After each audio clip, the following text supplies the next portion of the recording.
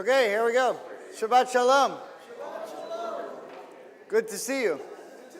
Yeah. Good to be seen. Yeah. You been traveling?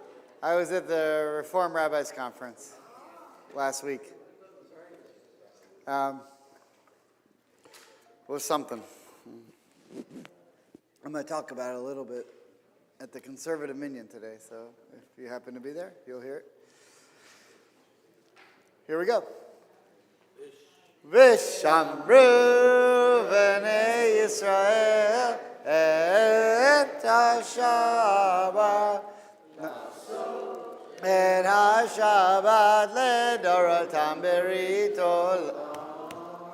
Vishamru v'nei Yisrael et ha-Shabbat Lasod et ha-Shabbat ledoratam berit olam. Ben Yuven b'nei Yisrael oti leolam, oti leolam. V'shamru b'nei Yisrael et ha-Shabbat Lasod et ha-Shabbat ledoratam berit olam. Kish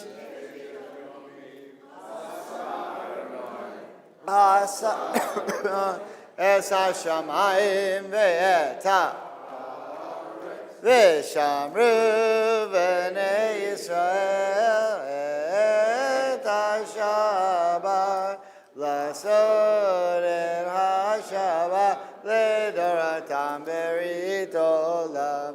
V'vayom hashvi Shabbat v'nafash Shabbat v'nafash v'shamru v'nei Yisrael et ha-Shabbat Lasod et ha-Shabbat ledoratam berit olam. Baruch atah Adonai Eloheinu melech haolam borei peri hagafen. Amen. L'chaim. Well, yeah, don't worry, it's just a minhag. Okay, blessing for Torah study. Baruch. Asher kishanu b'mitzvotav v'tzivanu la'asok b'divrei Torah. Amen. Okay, good Shabbos, everyone. I hope you finished off the book of Exodus okay without me.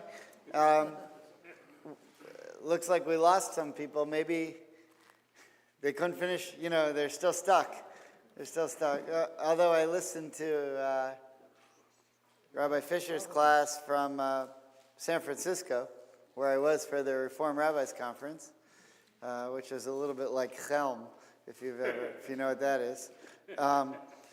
But it was a great class. It was really, really. I hope you appreciated it. It was really good stuff. We are now beginning the third book of the Torah, Vayikra, Leviticus, which is everyone's favorite book. The blood and the limbs and all the sacrifices. So there's a lot to get into. So you may be aware we're in the third triennial cycle. So we're going to begin this morning with Leviticus chapter 5, verse 1.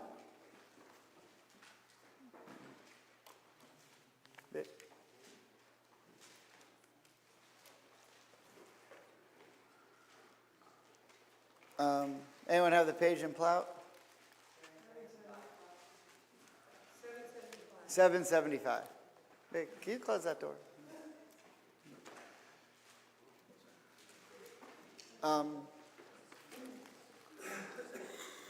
So we got one of the things we did at the conference was we got a report on the new Torah commentary that's going to replace Plout probably in the next several years. It's still going to take a while. They've raised $4 million of the $8 million that they need of which we donated Temple Beth Am a fair bit, and we'll have our name in the book, which is very nice. They're still looking for a name sponsor, because this book is called Plout, because Plout wrote it. But the next book is not going to be called Plout. It's going to be called the name of whoever gives them $5 million. So if you want to be the next Plout, you can for $5 million. So either that, or you can just give it to us here, and that'll be better. But either way is fine. Either way is fine. Okay, so there are a lot of different types of reasons to give sacrifices, and there are a lot of different types of sacrifices. And I want you to keep in mind that when you were offering a sacrifice, you provided the animal, and you were permitted to perform part of shechita if you wanted to. Shechita means the actual shechting, the actual cutting of the animal. However, once that point was done, you had to then give the animal to the priests, and they did everything else. They were the ones who would then take the animal, drain the blood, salt the animal, cut off the limbs, all that stuff, put the appropriate parts on the altar, throw the blood at the base of the altar, and so forth.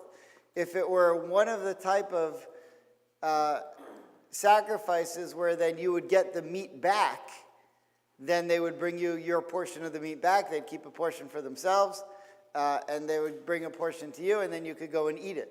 Most of the sacrifices were eaten. They weren't animals killed for no reason. They were eaten. It's not a whole lot different than the system that we have today, because the only difference is, if you would go visit the slaughterhouses today, you'd probably stop eating meat. It's not the most pleasant place in the world to be. But before they would eat the meat, they would kill the animal in a kosher way, which means they would, cut the spinal cord so that there would be no pain, and then they would dedicate the animal to God, and then you would eat it. However, there are certain sacrifices that you weren't allowed to eat at all, which were the sin offerings. So if you sinned and you gave, those offerings had to be burned completely and sent up to God. So if you didn't want to see an animal killed for no reason, don't sin. Right? Which actually should be a deterrence. Because really what you were saying when you brought the animal is, this should be me on the altar being killed for my sins before God, but because God is so forgiving, he's allowing me to let this animal take my place. But that should be such a visceral experience that you won't do that sin again. Right? Now, I don't know that people felt the same attachment to animals back then that we do today. Today, you could see a fly hurt, and, that could devastate you. Whereas, you could see millions of people killed on TV, and that had no effect whatsoever. But that's not us. That's other people. Okay. So, if you would sin on purpose, and you would commit a sin that you would be deserving of, a very severe crime, then you would get that severe crime. Then you would get that severe punishment. But and in such a case, a sin offering wouldn't be effective to atone for your sin, unless it was combined with your punishment as well. So, for example, like a fun question to ask 7th graders is, can an axe murderer go to heaven? And you could say, well, yeah, if he used an axe, but if it was an ice pick, no, it doesn't matter. It's just like an axe murderer is just a saying. But can a murderer go to heaven? The answer is sure. Hang on one second. I'm just going to explain this part. So, if you kill someone, then you're going to get the death penalty. But you're still able to, that's if there's 2 witnesses and the court convicts you. And so, so the court says, you've killed this person, we have proof, we have witnesses, you did it, you're going to get the death penalty, we're now going to kill you. So what if that person says, yeah, but that's fine, I accept that, and you're going to bring me to the executioner, I'm going to be killed. Of course, we don't have capital punishment anymore, but in the times of the Torah they did. when there was Jewish sovereignty. And so now you say, but I want to bring a sin offering before I die. And so the answer is he's allowed to do that. So let's say that one of the most interesting halachas, one of the most interesting laws is, say someone is brought, he's been convicted in the court and he's brought to the executioner and they're about to hang him. He says, hold on, I need to go offer my sin offering before you kill me. So what's that? Hang on a sec. So before he does that, do you let him go and offer his sin offering, or do you say, too late? And the answer is, according to halacha, if he's already paid for the animal, you let him go and offer it. And if he has not, then you don't. Because if he hasn't, then you think that he's just stalling and so forth. But if he's already paid for it, as opposed to, left it in the money in his will or something, but if he's actually paid for the animal and intended to offer the sacrifice, you let him do it. And what happens is that his punishment for killing those people is getting the death penalty. But if he brought the sacrifice, it indicates that he's sorry and that he still believes in God, and then he'll probably get punished in heaven as well, but eventually he'll be allowed to go to heaven. Whereas if he doesn't bring that sacrifice, he can't go to heaven.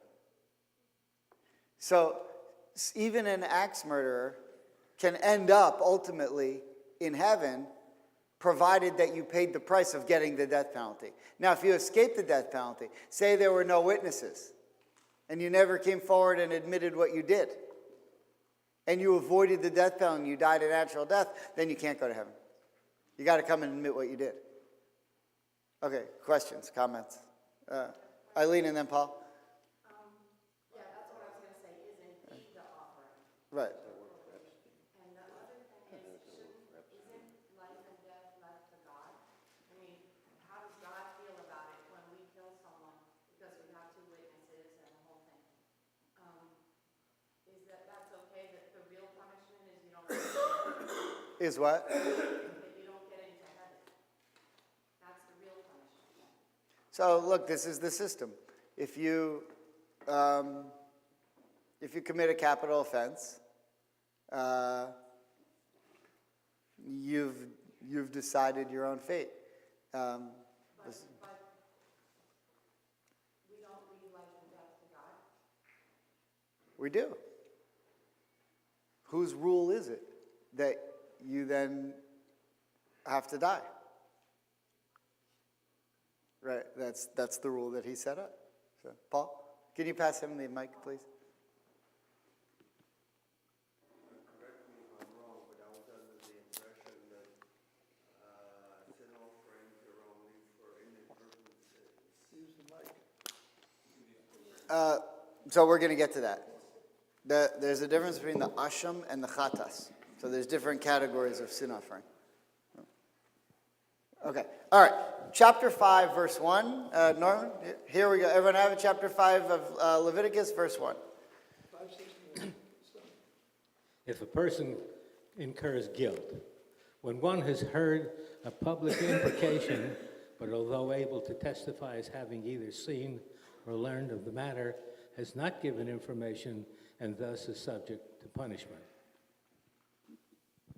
Or when a person touches any impure thing, be it the carcass of an impure beast, or the carcass of impure cattle, or the carcass of an impure creeping thing, and the fact has escaped notice, and then, being impure, that person realizes guilt. Or when one touches human impurity, any such impurity whereby someone becomes impure, and, though having known about it, in fact has escaped notice, but later that person realizes guilt. Or when a person utters an oath to bad or good purpose, whatever a human being may utter in an oath, and, though having known about it, the fact has escaped notice, but later that person realizes guilt in any of these matters. Upon realizing guilt in any of these matters, one shall confess having sinned in that way, and one shall bring as a penalty to the Eternal, for the sin of which one is guilty, a female from the flock, sheep or goat, as a purgation offering, and the priest shall make expiation for the sin on that person's behalf. Okay, so everything from verse 1 to verse 6 is a particular category of sin. Okay? Now, in order to figure out what that category is, we have to go and examine what are these sins that just happened. So the first one, if a person will sin, oh, I don't know, I'm getting so much feedback. If a person will sin and will hear the sound of an oath and he is a witness, either, is there a mic on somewhere? Or a hearing aid? Maybe turn that, see if that helps. Okay. If a person will sin and will hear the sound of an oath, and he's a witness, either he saw or he knew, if he does not testify. So it's a sin to have information that can be useful to the court and to refrain from offering that information. So if there's information that a person's guilty of something or a person's innocent of something and that person's being tried in court and you have information that could inform that court and you withhold it, that's a sin for which you would have to bring an offering. Now, what if you forgot? You knew this information and you forgot, or you didn't realize that the court was meeting, or for whatever it is, for whatever it was that caused you to not go to court and offer that information, it says he shall bear his iniquity. That's the end of verse 1. That's my translation. You might have a different translation. But that's one sin. Second one is you touch an impure object. Primarily here, an impure carcass of an animal or a creepy crawly thing that the Torah says you're impure if you touch it. And an impure animal really refers to either a dead non-kosher animal or a kosher animal but that was killed not in the right way. In other words, you can touch, so let's say there's a cow that is dead and you touch it. If it's already been shechted properly by a kosher butcher, right? If it's already been, what's the word in English for shecht? Slaughtered. Such a hard word. If it's already been slaughtered by a kosher butcher, you can touch it. But if it died of natural causes or another animal killed it or something and you touched its carcass, you're impure and you need to go to the mikveh. Okay? Or if you touch a dead body. That's what human impurity in verse 3 refers to, touching a dead body. And it was concealed from him. Meaning, maybe you did it accidentally. Or, if you walk by, you don't have to actually touch the body, just maybe you accidentally walked in a cemetery. Maybe the cemetery wasn't marked well and you walked over. Priests have to be really careful. If you're a Kohen, you have to be really careful about going into a cemetery. And the big controversy was, if you've ever driven in from Georgia to South Carolina, you go over a bridge that goes over water to get from Georgia into South Carolina, and under there's water, but it used to be a dry bed, and there's a cemetery underneath that. And so any Kohen that ever drove over that bridge, the impurity from those graves came out of the grave, came out of the ground, jumped up on top of the bridge, went into your car, hit the Kohen, knocked them over, and made them impure. What's the range? 20 amos or whatever. There is a range. Yeah, I think it's 20 amos. So what they had to do was they had to go underwater and put a mechitza, some sort of fencing underwater over where those graves are so that Kohanim could now drive over the bridge.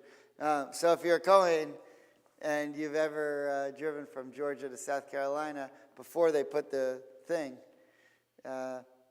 sorry for your luck, and you owe, when the Mashiach comes and there's a temple, you're going to owe a sacrifice for it.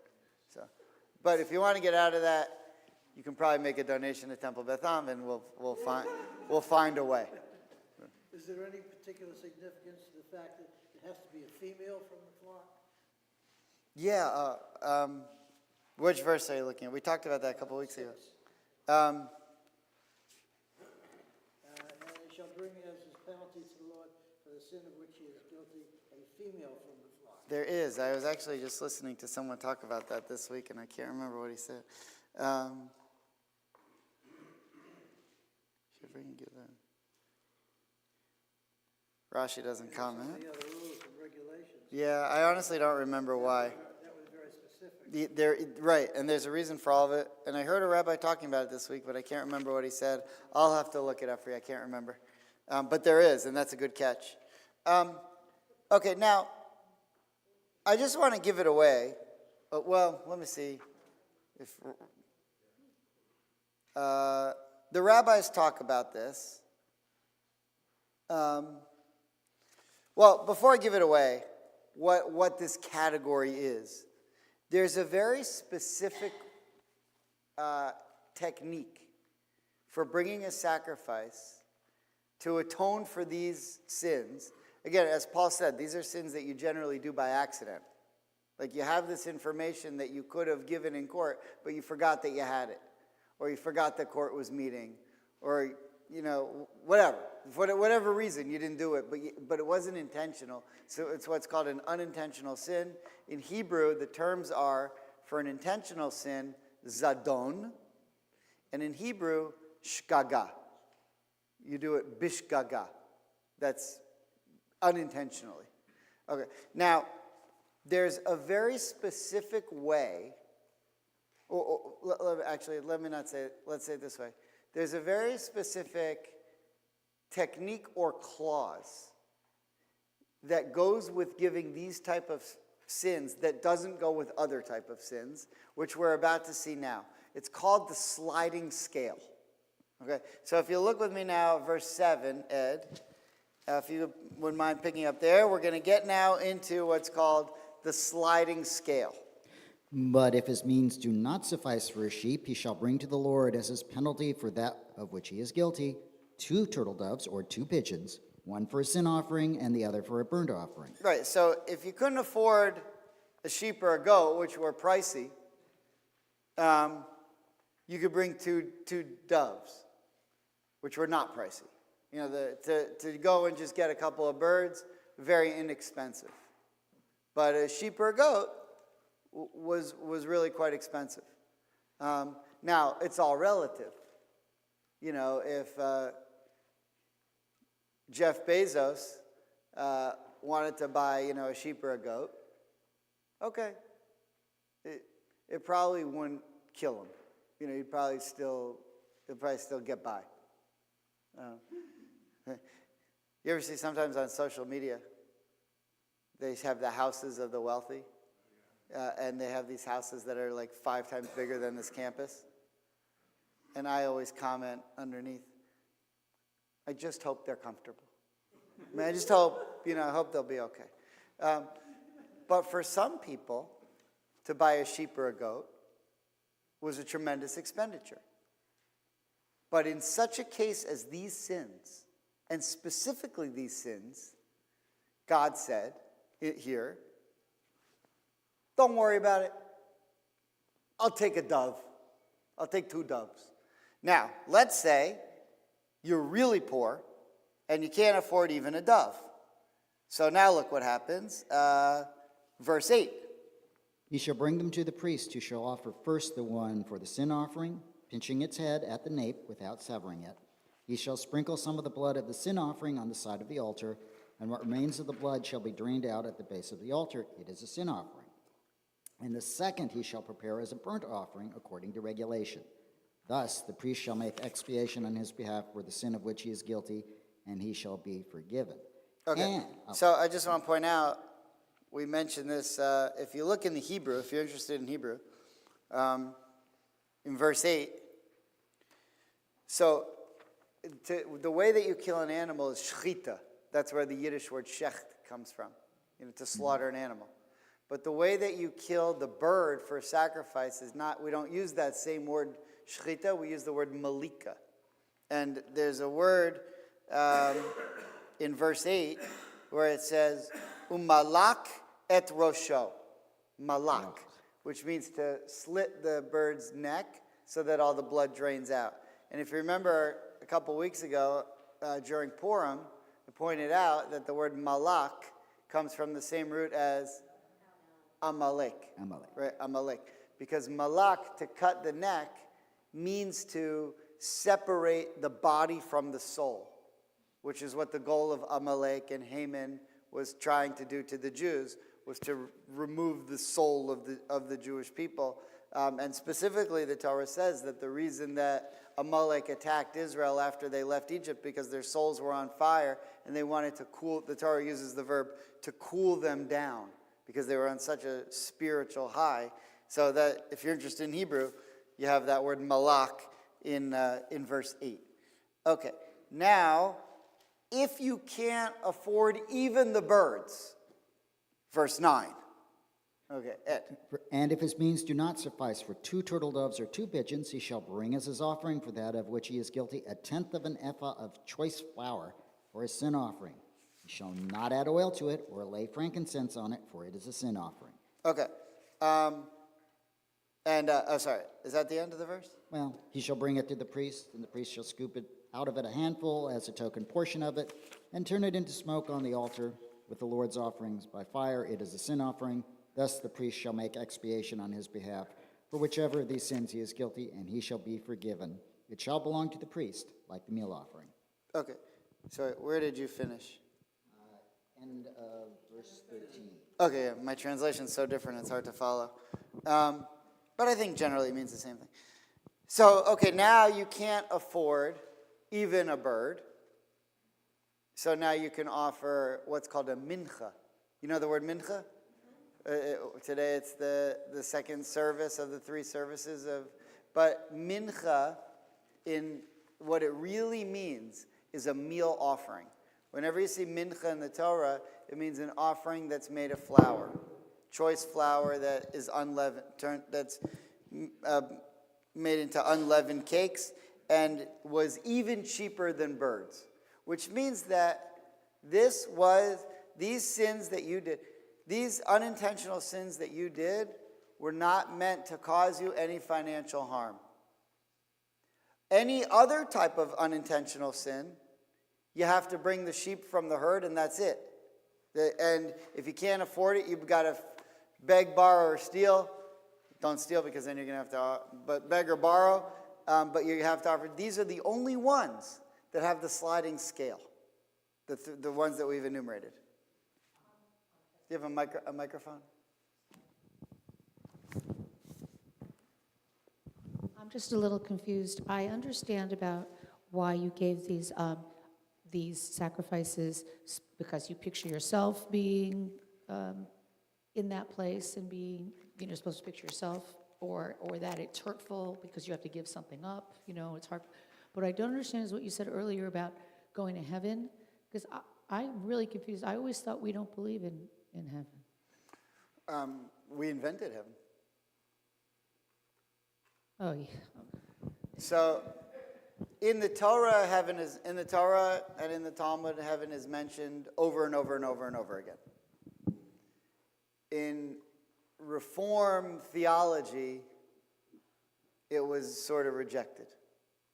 But from a Torah-based standpoint, it's mentioned over and over again. So hell is a different kind of thing. This is a whole nother class. But the concept of what's called Olam Haba, the next world.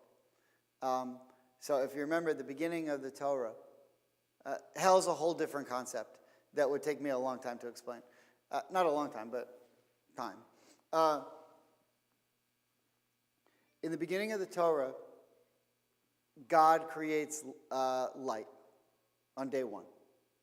Right? And there was light and there was darkness the first day. Right? Vayher. So,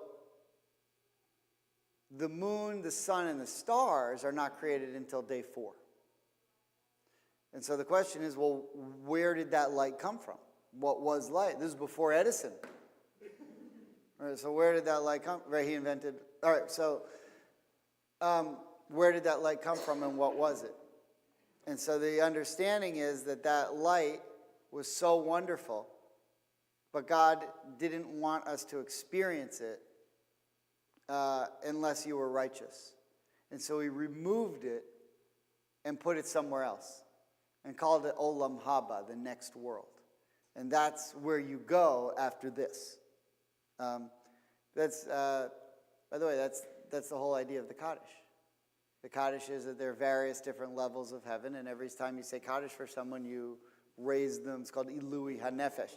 Now, this is explained in the Talmud ad nauseum, but it's meant. And if you look through when Jacob is giving his blessings to his sons on his deathbed at the end of Genesis, he says, "I'm going to tell you now what's going to happen at the end of days." Right? Achrit hayamim. That's, but then he doesn't. There's a reason why. He says it's too long, you're not going to like it, because then I'm going to have to tell you all the things that's going to happen to the Jewish people before that. So he doesn't tell them, but he hints at it. There are a variety of places in the Tanakh where you see the word Sheol, where you're sent down to the underworld. Well, what's that? So it's hinted at and all throughout but Reformed theology kind of said, it's not really for us. But the Torah says there is. Okay. So, Richard, we pass the microphone. Perhaps. All right. They won't hear you at home then. Okay. All right. The topic of hell could be a subject. Don't send me any emails. He said it's okay.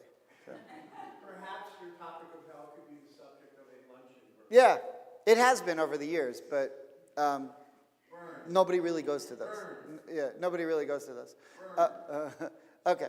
All right, so I prepared a few things about this week's Torah portion. Question is this still. Why do you think for the sins that we've enumerated so far that someone might do unintentionally, there's a sliding scale, which means that God doesn't want you to suffer financially for these particular sins? Okay, so that's not such an easy question, but let's get some help from the rabbis. First, Maimonides, the Rambam.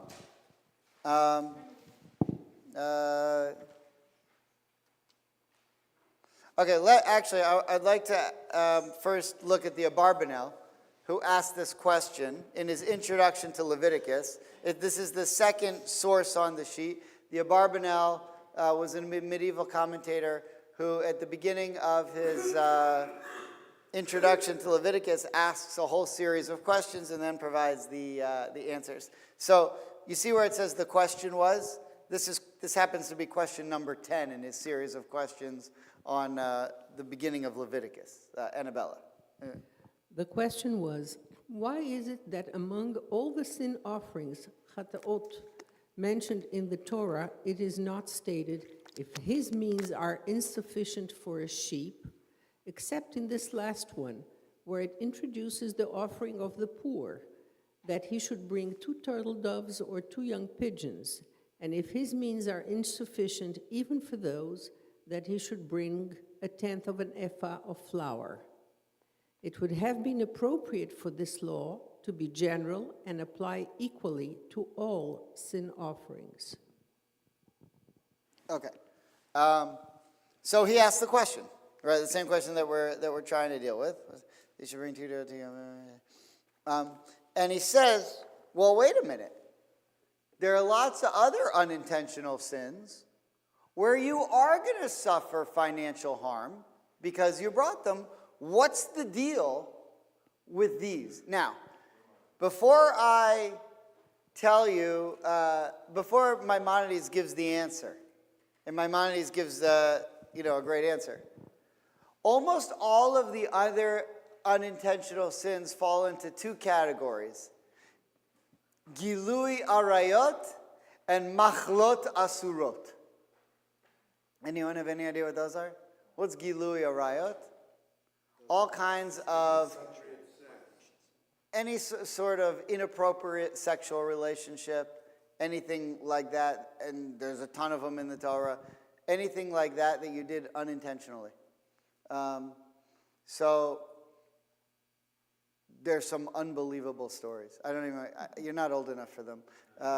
But they're just unbelievable things. But also, machlot asurot. Machlot, ma'achol, le'echol, to eat. Asurot, forbidden things.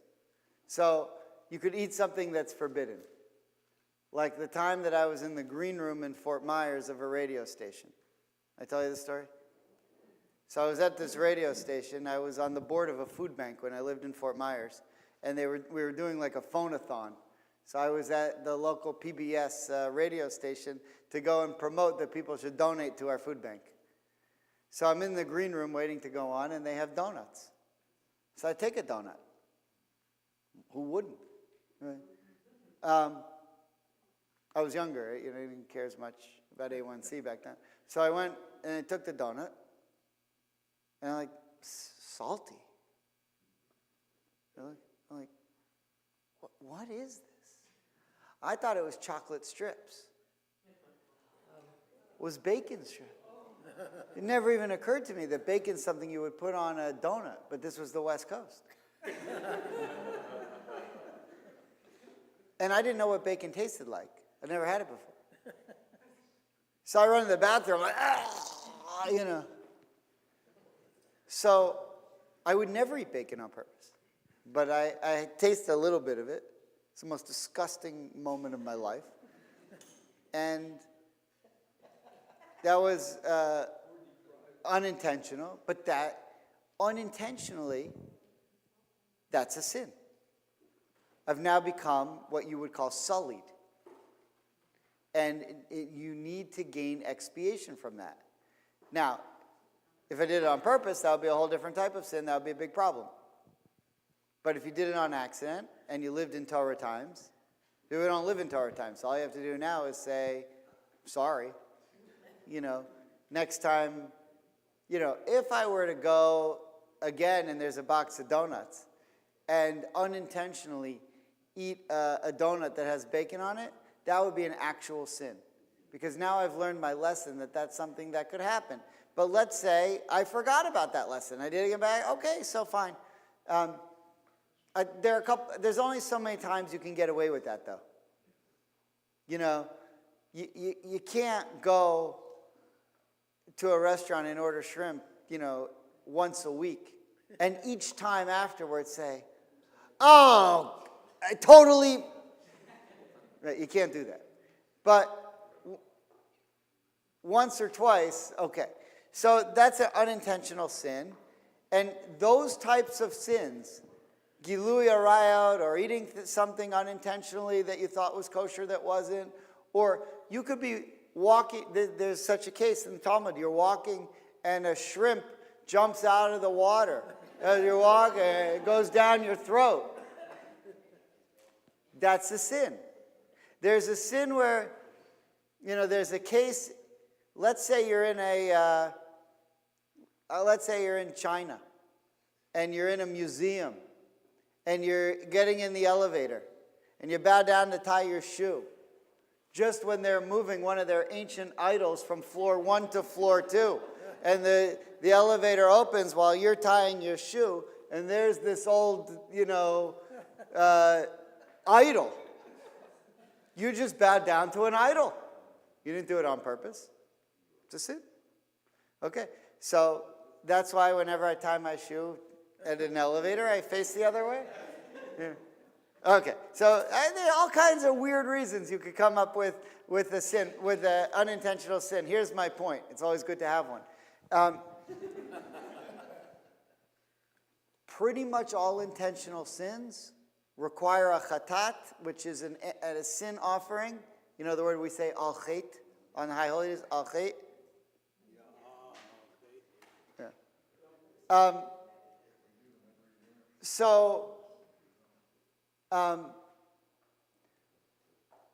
In pretty much every case, you're going to have to bring your sins. So the question is, why is it specifically these particular types of sins?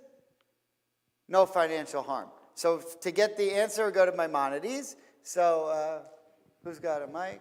Okay. We're up to, you see where it says Hilchot Shkagot? Shkagot means unintentional sins. The hilchot means the laws of, 1-3. With regard to all the transgressions punishable by karet in the Torah, except for the 3 which were mentioned, if a private individual violated one of these prohibitions inadvertently, he must bring a fixed sin offering, with the exception of an impure person who partook of sacrificial meat and an impure person who entered the temple. These 2 do not bring a fixed sin offering, but rather an adjustable guilt offering, as will be explained. Okay. By the way, I think actually, with the case of murder, bringing the sin, that would be like an unintentional murder, that you could bring the sin. I don't think I said it exactly right, so that's a different class. I have to do some research on that. Don't get caught up on that. Now, look what Maimonides just said, though. With regard to transgressions punishable by karet. Okay, now, here's simple Jewish law. Anyone know the word karet? Karet means excommunication. That you would be cut off from the Jewish people if you committed that sin on purpose. Okay, so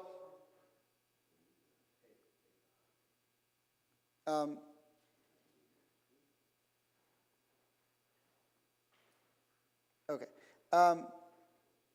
Where is, sorry. So if you commit, in order to get, in order for you to be required to bring a sin offering for an unintentional sin, that sin has to be in the category of, had you done it on purpose, you would be excommunicated from the Jewish people. That's called karet. So if you committed a sin where your punishment would be excommunication, you'd be cut off from the Jewish people, but you did it unintentionally, okay, you're not cut off from the Jewish people. But you have to bring your sin offering. That's your sin offering. Okay, if you did it on purpose, you can't bring a sin offering. You're going to get the different punishment, which is either excommunication or capital punishment. Okay. Now, it was private individual violated.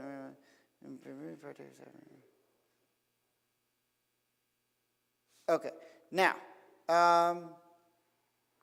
the Bechor Shor, who was one of the Tosafot, who was one of Rashi's students, so you're now talking about the 1200s in Europe.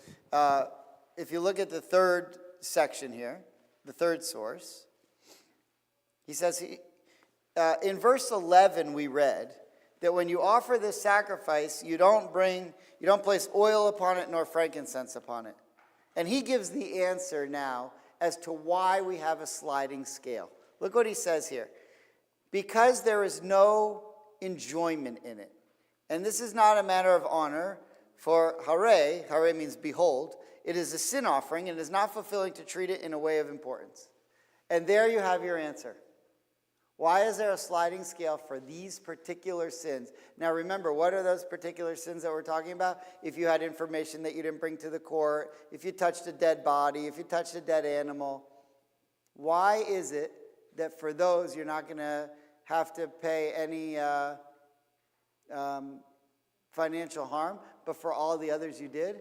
Because if you're walking by and a shrimp jumps out of the water and goes down your throat, or you eat the bacon and on your donut by accident, or you have an impermissible sexual relationship, you gain enjoyment. And because of that enjoyment that you gained unintentionally, you have to pay for it. But the sins that we were dealing with at the beginning of chapter 5 of Leviticus are sins by which you gain no enjoyment. You didn't get anything out of it. You forgot to do something or you accidentally did something, but you didn't gain any enjoyment out of it. Now look, maybe you could. Let's say you're sleeping and you're freezing, and a dead animal falls on top of you, and you never wake up, and all of a sudden you say, boy, I slept great. I don't know why, but I went to bed freezing, and then all of a sudden I was was warmed up and I ended up sleeping great. Then you wake up and there's a dead moose on top of you, and maybe it's a little, but okay, so is it possible to gain some enjoyment? Maybe, but generally you don't gain enjoyment from touching a dead body or a dead carcass or forgetting. And because you didn't gain any enjoyment, God doesn't make you pay for it. And so you pay what's normal for you. I don't know if any of you have been in an airport recently, but coming home from San Francisco, if you want to get a soda and a popcorn in an airport store, it's like $147. I mean, it is unaffordable. Yeah. But it's funny because I don't know if you remember this. I remember, to me, growing up, we go to the JCC. When I was at the United Hebrew Institute, we would go across town to the JCC for gym. And so we go, we play basketball, and they had a little snack bar. And like the funnest thing was if you had 2 quarters, you could get a soda. If you had $1, you could put it in the machine, but your chances of getting anything out of it were not very good. It never worked. But if you had 2 quarters, you could pretty much get a Coke. And so now, a bottle of Coke in some places is like $19. And so I looked on ChatGPT, like what is the equivalent of 50 cents like in 1982 or 1983 when I was in gym class at the Jewish Community Center in Wilkes-Barre to today, it's like $1.75. By inflation, that's what it should cost. How they get away with charging $6 for a can of Coke? It's just unbelievable. And I just don't feel like we're getting our sliding scale on soft drinks like we should. All right, whatever. Doesn't bother you as much. It's fine. All right. So come with me now to verse 7. Back to verse 7. Who's got it? Verse 7 in the Torah, please.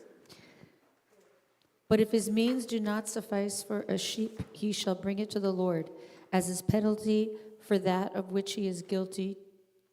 Am I on the right one? Yeah. Two turtle doves or 2 pigeons, one for a sin offering and the other for a burnt offering. Okay, perfect.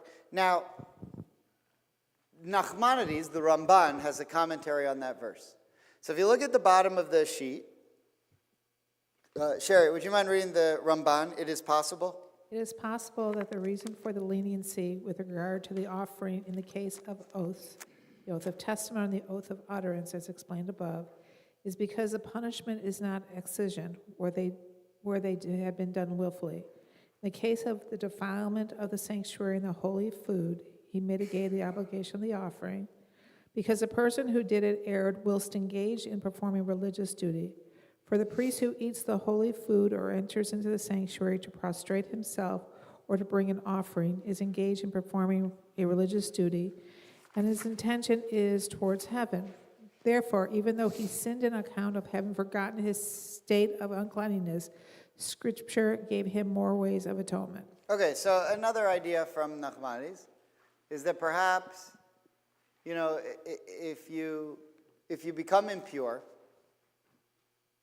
but then you mean to do something holy, and you're not supposed to because you're impure and you're not allowed to do something holy, but you were trying to do something holy, God said, okay, fine. Because what's the real punishment for being impure? For if you ran into a carcass or a dead body or something, is that you can't go into the holy temple. But if you did go into the holy temple by accident, if you did it on purpose, then you got a real problems. But if you did it by accident, God says, look, I understand you did it by accident. Because you were trying to do something holy, I'm going to give you a nicer way out. But let's come back now to the Abarbanel one more time and then try to end up by maybe learning something. Jason, would you mind reading what the Abarbanel says here? However, regarding the sin offerings of ordinary individuals, private persons, I say that it is not limited only to this particular type of sin offering, but rather it includes all types of sin offerings that were mentioned among them. Okay. Okay, so he's asking the question, and this is not how we go. This is Barbanel's idea, but it's not accepted. But he does ask the question, is for all unintentional sins, should there be a sliding scale for all of them? Which is not how Jewish law goes, but he asks the question, should you ever have to suffer financial harm because of an unintentional sin? But Jewish law is, yes, because you did, whether you meant to or not, because you gained enjoyment out of something, you need to pay for it. So I was thinking about this way. The sliding scale means that if you have so much money or at least enough money, that buying a sin offering doesn't really matter to you. Say a sin offering's $100. And you're someone who says, $100 is nothing. I got a popcorn, a magazine, and a soda at the airport. It was $100. It didn't bother me. I actually went to, in San Francisco, the first night I was there, I got there very late, and there was nothing open except the store, and I wasn't even that hungry, but I wanted to eat something, so I went to the shop in the store. I got a power bar and a small bag of popcorn, and it was $17. You couldn't believe it. But there are people who have so much money, they don't even care. Whatever, $17, $1.50.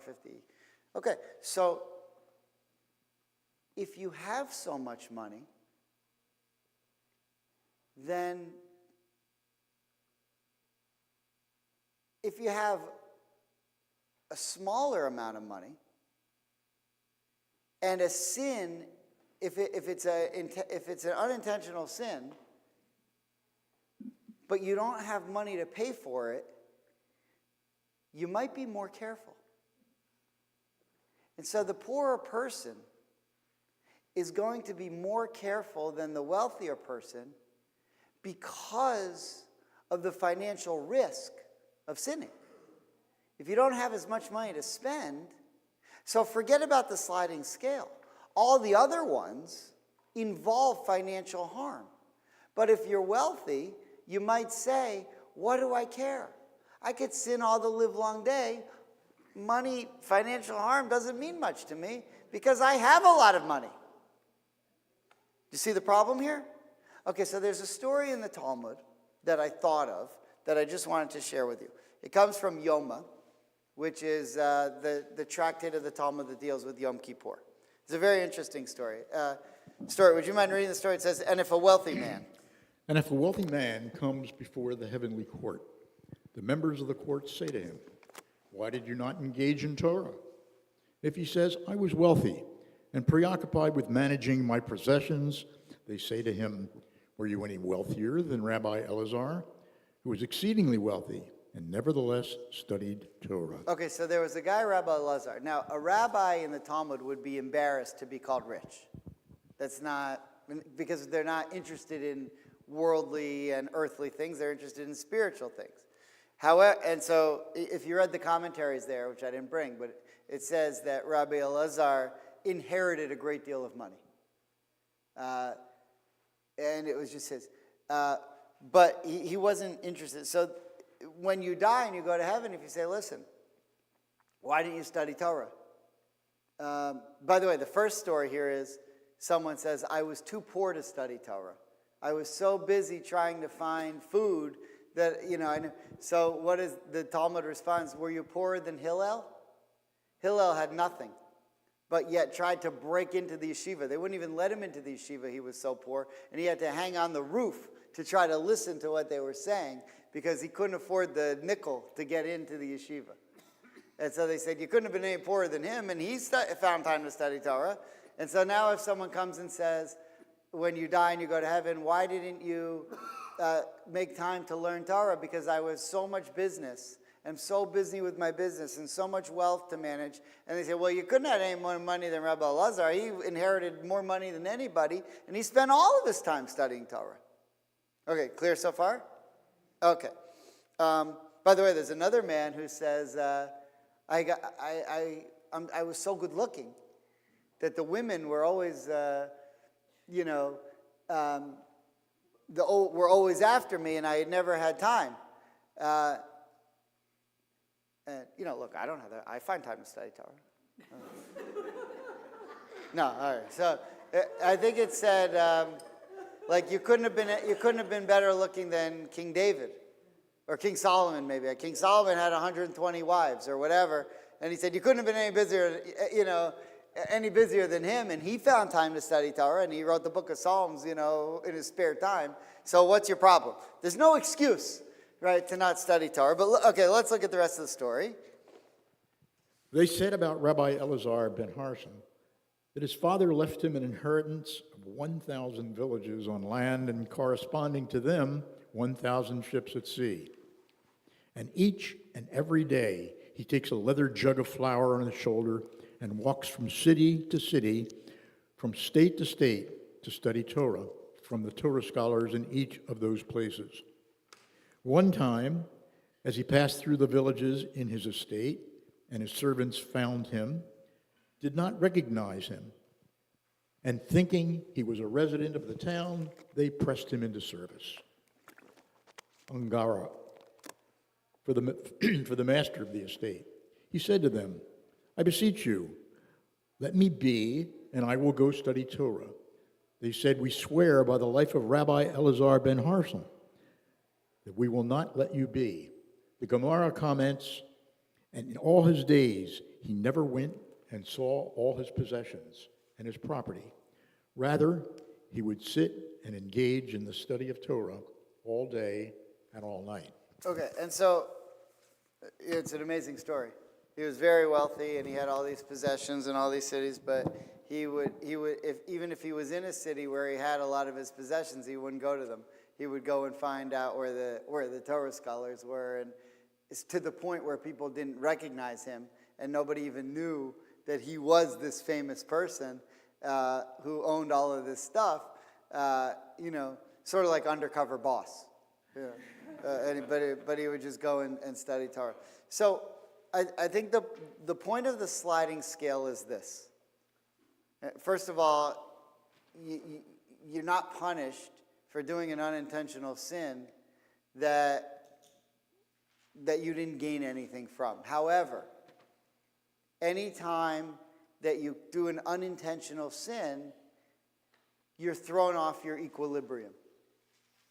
And you need to be brought back to equilibrium by bringing a sacrifice. Now, I want to point out, before I make a final point, what a shkaga is. If you walk into a room and you're listening to a lecture and you lean on a wall and you accidentally flip a light switch when you lean on the wall and it's Shabbat and you're someone who observes Shabbat and doesn't use electricity on Shabbat and you just leaned into the wall and you didn't even know you hit the thing, is that an unintentional sin? Yeah. No. It's a different category called mitasek, but it's not actually, or misasek, but it's not actually a sin. It's not, there has to be a willful intent. Now, there are two types of willful intents. One willful intent is you didn't realize that wasn't kosher. So you see a swordfish and you think it's kosher.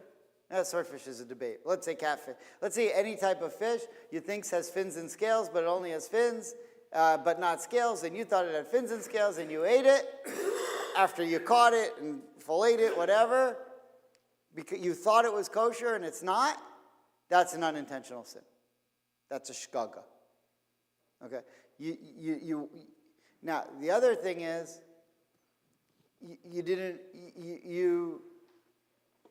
you knew it was, but you forgot. Or you intended to do something. So let's say you knew the law, but you didn't realize. So let's say there's a leaf on the ground and you go to pick it up. You're allowed to pick it up so long as it's already been disconnected from the ground. Or say you see a piece of fruit on the ground, you go to pick it up. Because you think that it's unattached. And so that's fine. You're allowed to pick up something that's unattached. But you pick it up and it's still attached. And you accidentally unattach it. That's a sin. You can't unattach it, but it's unintentional. You knew that you're not allowed to unattach it. You didn't intend to unattach it. But if you just like bumped into, if you didn't have any sort of willful intent or knowledge, that's a different category. But now let's say you've committed something that you ate something that had fins and scales, that only had fins but not scales. In order for a fish to be kosher, it has to have fins and scales according to the Torah. You thought it had both, but it only had scales and no fins. So that's an unintentional sin. And you have to bring a sacrifice. So you might say, why? Why do you have to bring the sin? Can't you just say, look, I didn't do it on purpose. I won't do it again. Okay. No harm, no foul. What's the sacrifice for?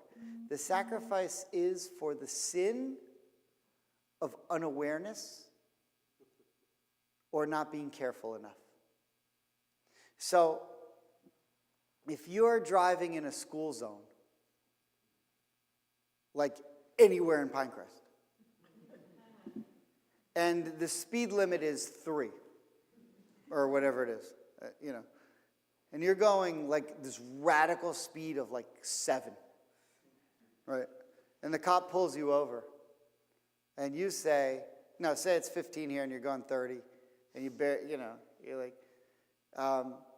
and the cop says, you just sped in a spin zone. We're speeding in a school zone.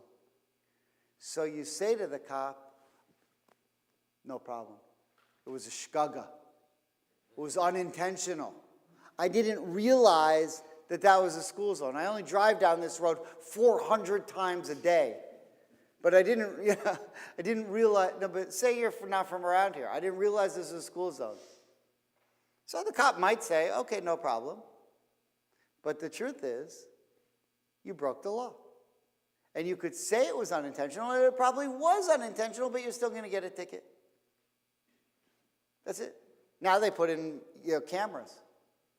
Now the camera says, look, the camera doesn't ask you, hey, did you know? School zone here. Doesn't ask you. Tough. So what if it was unintentional? Why do you have to pay the ticket?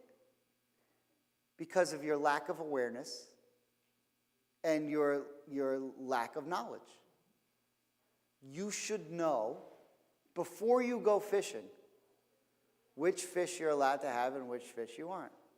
And so it's not the worst thing in the world. It's not a sin that you did on purpose. But the point of the sin is and the reason why you have to do it, is because you're sort of being slapped and punished for your unawareness. And a Jew has a responsibility to learn the laws and to follow the laws. And when you go to pick up a piece of fruit, and it happens to be Shabbat, you should be more careful and kick it around a little and look and see. There's a possibility that this fruit might be attached. Doesn't look attached, but maybe it is. Maybe I should check first, and if I can't tell, maybe I should just leave it until tomorrow. And so in order to get you to think more and to be more aware, but here's the main thing, to take responsibility for yourself. That's the point of the chatat. Okay, so that's one point that I want to make. The final point is this. Is it better to be rich or to be poor? I've heard people say, I've been a rich man. I forget what movie it was. Maybe it's The Wolf of Wall Street. I've been a rich man and a poor man, and I'll take being a rich man every single time. Okay. Certainly makes life a lot easier. However, there's a responsibility and a danger of having wealth. And that is that, look, now we have tshuva, you just come to shul and you repent. But if we're going back to the ideal, if we're trying to figure out what we learned from the sliding scale, and I think the point of the sliding scale is this, that if you have wealth, the Torah, it was a lot less expensive to sin if you had wealth. If you had very little money, you would be terrified to commit a sin from which you would have to then go buy a sheep, because that would cost you a tremendous amount of money. And so if I'm a poor man and I see a piece of fruit, I'm going to be very careful to make sure that it's disconnected on Shabbat before I pick it up.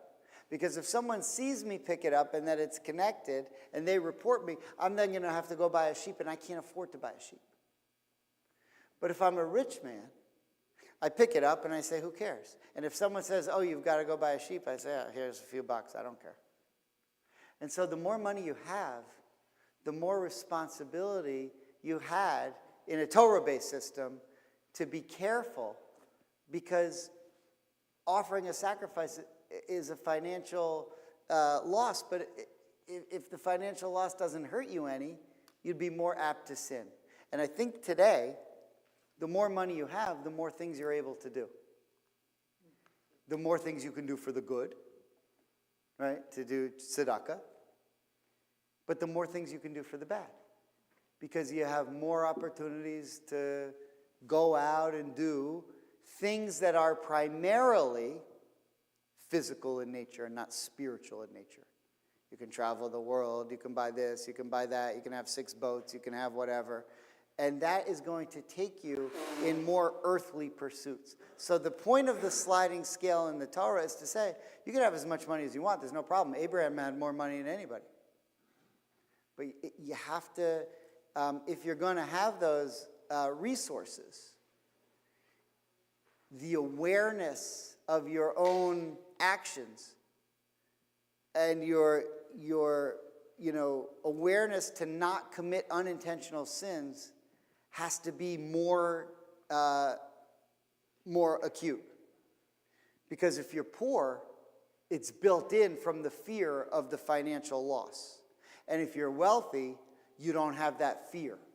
So you have to build that in on your own. And that's why we have in chapter 5 what the Torah calls the sliding scale of the chatat, the sin offering for the unintentional sin. That's why that's there. Okay, Shabbat Shalom.